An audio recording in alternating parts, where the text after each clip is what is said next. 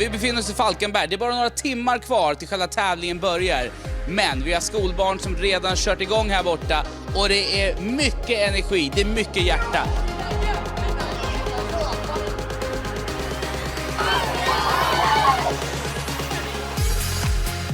Det välde in glatt folk i Falkenberg.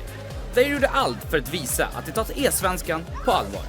Och föräldrarna var lika glada de också. Jag är mamma till han som precis gjorde mål där borta. Och du är glad att du äntligen får se honom spela och det är okej. Du ska inte tvinga honom att gå hem tidigt. Nej, absolut inte. Han är så glad för att vara här med alla fotbollskillar och så. Det spelades på även när man slagits ut. Allt för att slippa gå hem tidigt från E-svenskan. Du då, med City-tröjan här borta, hur går det för dig? Nej, jag vann. Hur många pizzor har du käkat då? En. Hur många tror du kommer äta? 4 kanske. 4 kanske? Vem kan knäcka 4? Är det någon som tror att käka 4? 13. 13 stycken. 2013. 2013. Det kanske inte kunde räkna i Falkenberg, men FIFA, det kunde de spela.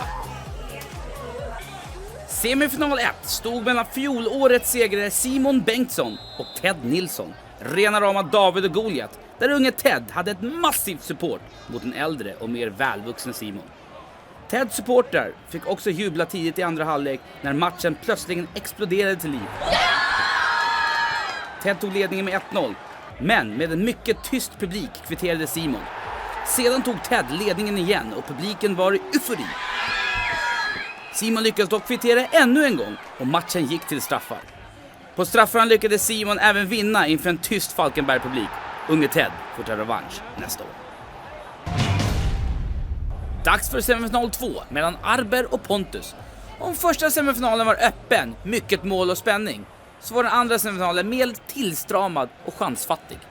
En spänd inledning och sedan ett försiktigt spel från båda grabbarna ledde slutligen till en sen straff i matchen till Arber.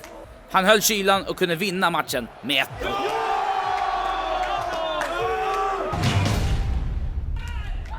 Dags för final mellan Simon och Arber. En försiktig final där 1-0 kom i slutet av första halvlek. Och det behövdes målkameror för att bekräfta. Ja! Efter mycket fokus från båda spelarna kunde dock Simon hålla ut hela matchen och 1-0 stod sig. Simon kunde lätta ut med glädjevrål och titulera sig mästare i Falkenberg igen. Ja! Ja, det har varit tuffare i år, det var det. Absolut, det var många matcher som avgjordes i slutet och många jämna matcher, så det var tufft. Så nu när du har vunnit 2 år i rad, då känner du väl att nu kan du ta dig i finalen? Ja, vi får ju hoppas det.